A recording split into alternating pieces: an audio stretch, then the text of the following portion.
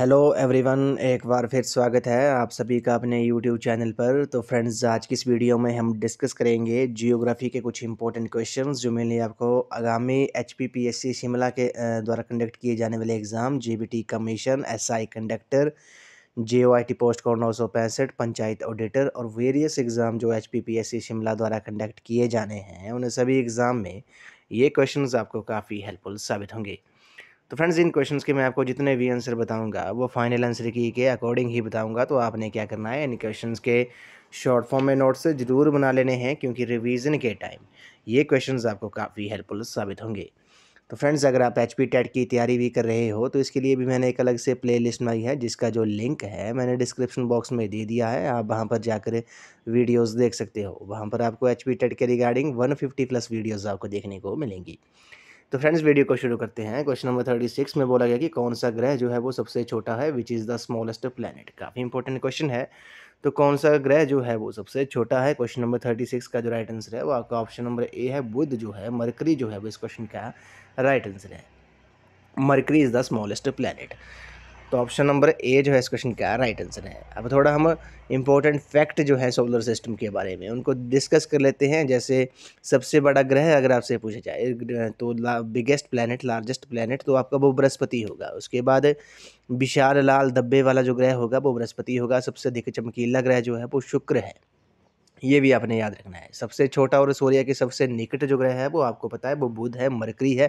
सबसे गर्म ग्रह अगर आपसे पूछा जाए तो वो शुक्र होगा, क्योंकि ये क्वेश्चन जो है काफ़ी इंपॉर्टेंट है, क्योंकि सूर्य के जो सबसे नज़दीक ग्रह है वो आपका बुध है, लेकिन सबसे जो गर्म होता है वो सबसे गर्म ग्रह जो है वो शुक्र होता है। ये क्वेश्चन जो है वो काफ़ी इंपॉर्टेंट है।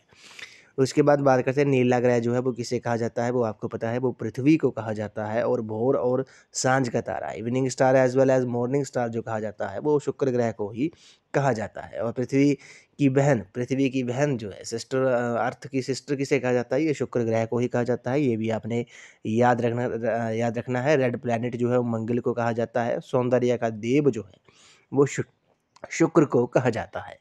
ये आपने याद रखना है। और सूर्य से सबसे दूर स्थित जो ग्रह है वो आपका वरुण है। ये आपने याद रखना है। जो आपको पता होगा 24 अगस्त 2006 को अंतर्राष्ट्रीय खगोलीय संघ ने प्लूटो का सौरमंडल के अ, प्लूटो को नौवे ग्रह का जो दर्जा था वो समाप्त कर दिया था 24 अगस्त 2006 को। अब जो आपको पता है सौरमंडल में कुल 8 ग्रह जो है वो रह गए हैं। ये भी आपने याद रखना है। और सूर्य की जो पृथ्वी से औसत दूरी है ये भी आपको पता होना चाहिए, कितनी है, ये आपने नोट डाउन कर लेनी है।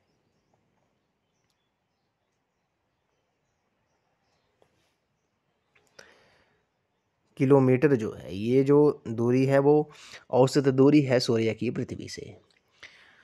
तो ऑप्शन नंबर ए जो है इस क्वेश्चन का राइट आंसर है। सबसे छोटा ग्रह जो है वो कौन सा है, स्मॉलेस्ट प्लैनेट जो कौन सा है, ये बुध है। आपको पता होगा शुक्र को है, ये पृथ्वी की बहन, इवनिंग स्टार, मॉर्निंग स्टार भी कहा जाता है। सबसे गर्म ग्रह जो है ये भी है, ये भी आपको पता होना चाहिए। रेड प्लैनेट मंगल को कहा जाता है। नीला ग्रह जो है वो अर्थ को कहा जाता है। अगले प्रश्न पे चलते हैं। क्वेश्चन नंबर 37 में बोला गया कि वसंत विषुव किस दिन होता है, वर्नल इक्विनेक्स फॉल्स। तो वसंत विषुव जो होता है वो किस दिन होता है, क्वेश्चन नंबर 37 का जो राइट आंसर है वो आपका ऑप्शन नंबर ए है। 21 मार्च जो है इस क्वेश्चन का राइट आंसर है। वसंत विषुव जो है वर्नल इक्विनेक्स फॉल्स ऑन 21 मार्च। तो ऑप्शन नंबर ए जो है इस क्वेश्चन का राइट आंसर है। नेक्स्ट क्वेश्चन पे चलते हैं। क्वेश्चन नंबर 38 में बोला गया है, क्वेश्चन नंबर 38 में बोला गया कि जेट स्ट्रीम में पाई जाती है, कहाँ पाई जाती है, the jet stream is found in the. तो जेट स्ट्रीम आपको पता होगा ये कहाँ पाई जाती है, ये ट्रोपोपॉज में पाई जाती है, क्षोभ सीमा पे पाई जाती है। ऑप्शन नंबर डी जो है इस क्वेश्चन का राइट आंसर है। Jet stream is found in the tropopause, क्षोभ सीमा में ये पाई जाती है। तो ऑप्शन नंबर डी इस क्वेश्चन का राइट आंसर है। अब थोड़ा हम डिटेल में डिस्कस कर लेते हैं जो ये लेयर्स हैं एटमॉस्फेयर की। जैसे क्षोभ मंडल जो है, क्षोभ मंडल आपको पता होगा, ट्रोपोस्फेयर, ये वायुमंडल की सबसे निचली परत है। इस परत की जो ऊंचाई है वो भूमध्य रेखा पर 16 किलोमीटर और ध्रुवों पर ध्रुवों पर इसकी 8 किलोमीटर है। इस परत की जो ऊंचाई इस क्षोभ मंडल की क्षोभ मंडल में ट्रोपोस्फियर में मौसमी परिवर्तन होते हैं, जिस कारण इसे परिवर्तन मंडल भी कहा जाता है। ये भी आपने याद रखना है। इस परत में प्रत्येक 165 मीटर की ऊंचाई पर जाने पर 1 डिग्री सेल्सियस टेम्परेचर जो है उसका ह्रास होता है, जिसे ताप की सामान्य ह्रास दर भी कहते हैं। उसके बाद बात करते हैं मध्यमंडल के बारे में। मध्यमंडल आपको पता होगा, मेसोस्फीयर जो है, मध्यमंडल का जो विस्तार है वो सागर तल से 50 से 80 किलोमीटर की ऊंचाई तक पाया जाता है। इस मंडल में ऊंचाई के साथ तापमान में पुनः गिरावट होने लगती है। उसके बाद बात करते हैं समताप मंडल जो है। समताप मंडल आपको पता होगा, समताप मंडल जो होता है, समताप मंडल में स्ट्रेटोस्फीयर कहा जाता है। क्षोभ सीमा के ऊपर स्थित परत जो भूमध्य रेखा के ऊपर लगभग 18 किलोमीटर तथा ध्रुवों पर 50 किलोमीटर तक होती है, समताप मंडल कहलाती है। इस परत के निचले भाग में तापमान जो है वो स्थिर रहता है, जिस कारण इसे समताप मंडल कहा जाता है। और ये मौसम संबंधी घटनाओं से मुक्त है, इसलिए वायुयान की उड़ान के लिए ये एक आदर्श परत है। ये मौसमी घटनाओं से ये मुक्त परत है, ये आपको पता होगा, इसलिए वायुयान की उड़ान के लिए ये जो है वो आदर्श परत है। जो एरोप्लेन वगैरह उड़ते हैं वो स्ट्रेटोस्फीयर में समताप मंडल में ही उड़ते हैं। इस मंडल में 15 से 35 किलोमीटर के बीच ओजोन गैस पाई जाती है, जो पराबैंगनी किरणों का अवशेषण करती है। ये भी आपने याद रखना है। ओजोन लेयर जो है वो समताप मंडल में पाई जाती है। इस मंडल में 15 से 35 किलोमीटर के बीच ओजोन गैस पाई जाती है। आपको क्षोभ मंडल के बारे में हमने बात करी ही ली। क्षोभ मंडल जो है ये सबसे निचली परत होती है। इस परत की ऊंचाई भूमध्य रेखा पर 16 किलोमीटर तथा ध्रुवों पर 8 किलोमीटर होती है। ये तो आपको पता ही होगा। तो ऑप्शन नंबर डी इस क्वेश्चन का राइट आंसर है। जेट स्ट्रीम जो है वो ट्रोपोपॉज में क्षोभ सीमा में पाई जाती है। ऑप्शन नंबर डी इस क्वेश्चन का राइट आंसर है। अगले प्रश्न पे चलते हैं। क्वेश्चन नंबर 39 में बोला गया है कि which is the most destructive, तो इनमें से सबसे ज़्यादा नुकसानदायी क्या है। तो इसमें बताना है आपने सबसे नुकसानदायी क्या है। तो टोर्नाडो जो है इस क्वेश्चन का राइट आंसर है। अब थोड़ा डिटेल में डिस्कस कर लेते हैं टोर्नाडो है क्या। तो आपको पता होगा टोर्नेडो जो है वो एक चक्रवात है। क्या ही चक्रवात है, इसकी गति जो होती है, स्पीड जो होती है वो सब सर्वाधिक होती है, सबसे ज़्यादा होती है। ये भयंकर अल्पकालीन तूफान है। ऑस्ट्रेलिया एवं संयुक्त राज्य अमेरिका के मिसिसिपी इलाके में इस तूफान को टोर्नेडो कहा जाता है। ये आपने याद रखना है। टोर्नेडो जो है वो एक चक्रवात है, साइक्लोन है। इसकी जो गति होती है वो सर्वाधिक होती है। ये भयंकर अल्पकालीन तूफान है। ऑस्ट्रेलिया और यूएसए में के मिसिसिपी इलाके में इस तूफान को टोर्नेडो कहा जाता है। उसके बाद बात करते हैं साइक्लोन के बारे में। आपको पता होगा साइक्लोन क्या होता है। ये एक न्यूनतम वायु भार का एक ऐसा क्षेत्र होता है जिसके केंद्र से बाहर की ओर वायु दाब जो होता है वो बढ़ता जाता है। इससे वायु की दिशा उत्तरी गोलार्ध में घड़ी हुई सुई के विपरीत तथा दक्षिणी गोलार्ध में घड़ी की सुई की दिशा में होती है। ये भी आपने याद रखना है। चक्रवात जो होते हैं वो दो प्रकार के होते हैं। एक होते हैं आपके शीतोष्ण कटिबंधीय चक्रवात, तो एक होते हैं उष्ण कटिबंधीय चक्रवात। अब आप बात करते हैं टाइफून के बारे में। टाइफून आपको पता होगा, टाइफून जो है ये प्रशांत महासागर में उठने वाली तथा चीन महासागर में चलने वाली वक्रगामी कटिबंधीय चक्रवात को टाइफून कहा जाता है। ये भी आपने याद रखना है। तो टाइफून क्या है। टाइफून जो है वो प्रशांत महासागर में उठने तथा चीन महासागर में चलने वाली वक्रगामी कटिबंधीय चक्रवात है। ये भी आपने याद रखना है। तो ऑप्शन नंबर ए जो है इस क्वेश्चन का राइट आंसर है। टोर्नेडो जो है वो सबसे ज़्यादा नुकसानदायी है। ये आपको पता होगा सब। इसकी जो स्पीड होती है वो सबसे ज़्यादा होती है। ऑस्ट्रेलिया और यूएसए के मिसिसिपी इलाके में इस तूफान को टोर्नेडो कहा जाता है। तो ऑप्शन नंबर ए इस क्वेश्चन का राइट आंसर है। अब थोड़ा बात करते हैं विली विली के बारे में। तो विली विली आपको पता है ये क्या है। ये पवने हैं। क्या है ये। तूफानी पवने हैं। ये ऑस्ट्रेलिया के उत्तरी पश्चिमी तट पर बहने वाली उष्णकटिबंधीय तीव्र तूफानें हैं। ये आपने नोट डाउन करना है। विली विली क्या है। विली विली जो है वो आपकी तूफानी पवने हैं, विंड है। ये ऑस्ट्रेलिया के उत्तरी पश्चिम तट पर बहने वाले उष्णकटिबंधीय तीव्र तूफानें हैं, तीव्र पवने हैं। क्वेश्चन नंबर 40 पे चलते हैं। क्वेश्चन नंबर 40 में बोला गया है कि इनमें से कौन सी अपसादी शैल नहीं है। Which is the note A sedimentary rock. तो कौन सी अपसादी शैल नहीं है। क्वेश्चन नंबर 40 का जो राइट आंसर होगा वो आपका ऑप्शन नंबर ए है। बेसाल्ट जो है इस क्वेश्चन का राइट आंसर है। ये जो है वो आपकी अपसादी चट्टान नहीं है। बाकी चूना पत्थर, वालुकाश्म हो गया, सैंडस्टोन, स्लेटी पत्थर जो हो गया, ये तीनों जो है वो सेडिमेंट्री रॉक्स हैं। तो ऑप्शन नंबर ए जो है इस क्वेश्चन का राइट आंसर है। अब थोड़ा बात कर लेते हैं सेडिमेंट्री रॉक्स होती कौन सी हैं, अपसादी चट्टानें।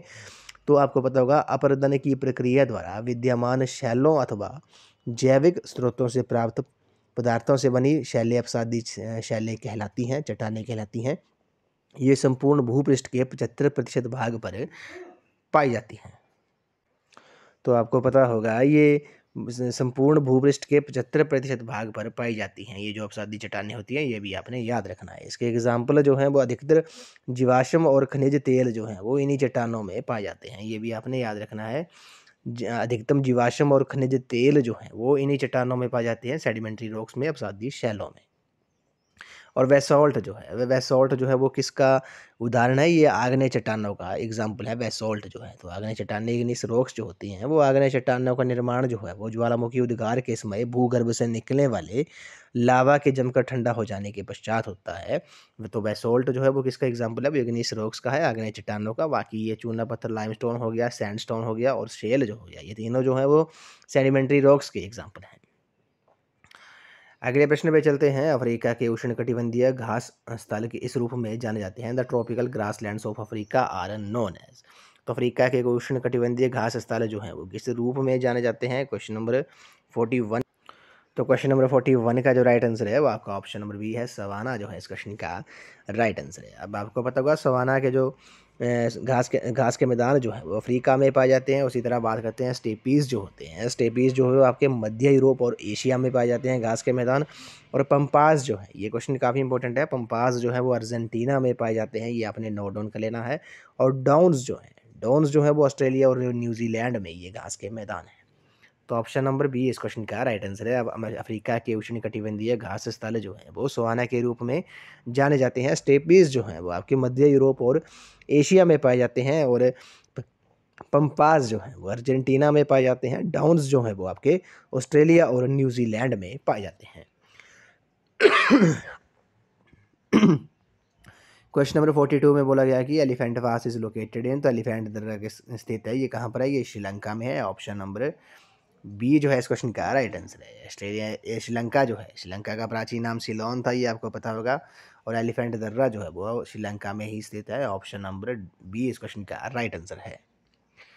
क्वेश्चन नंबर 43 पे चलते हैं। बोलीविया की राजधानी है, the capital of Bolivia is. तो बोलीविया की जो राजधानी है वो कौन सी है? क्वेश्चन नंबर 43 का जो राइट आंसर है वो आपका ऑप्शन नंबर डी है, लापास जो है इस क्वेश्चन का राइट आंसर है। क्वेश्चन नंबर 44 पे चलते हैं। क्वेश्चन नंबर 44 में बोला गया कि निप्पन किसका नया नाम है? Nippon is the new name of. तो आपको पता होगा जो निप्पन है वो किसका नया नाम है? वो जापान का नया नाम है। ऑप्शन नंबर ए जो है इस क्वेश्चन का राइट आंसर है। अगले प्रश्न पे चलते हैं। क्वेश्चन नंबर 45 में बोला गया है, क्वेश्चन नंबर 45 में बोला गया कि हिंद महासागर में जो सबसे बड़ा द्वीप है वो कौन सा है? The largest island in the Indian Ocean is. तो हिंद महासागर में सबसे बड़ा जो द्वीप है वो कौन सा है? वो मेडागास्कर है। ऑप्शन नंबर ए जो है इस क्वेश्चन का राइट आंसर है। अब मेडागास्कर का जो एरिया है, क्षेत्रफल जो है वो कितना है? ये भी आपने याद रखना है। 5,87,041 वर्ग किलोमीटर, स्क्वायर किलोमीटर है, ये आपने याद रखना है। मेडागास्कर का जो एरिया है, क्षेत्रफल है, वो कितना है? वो 5,87,041 स्क्वायर किलोमीटर है, वर्ग किलोमीटर है। तो ऑप्शन नंबर ए जो है इस क्वेश्चन का राइट आंसर है।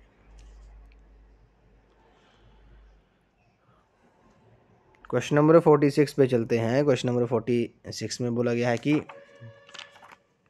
इनमें से कौन सी नकदी फसल नहीं है? Which is not a cash crop. तो आपने बताना है कि इनमें से कौन सी नकदी फसल नहीं है। क्वेश्चन नंबर 46 का जो राइट आंसर होगा वो आपका ऑप्शन नंबर सी है, ज्वार जो है इस क्वेश्चन का राइट आंसर है।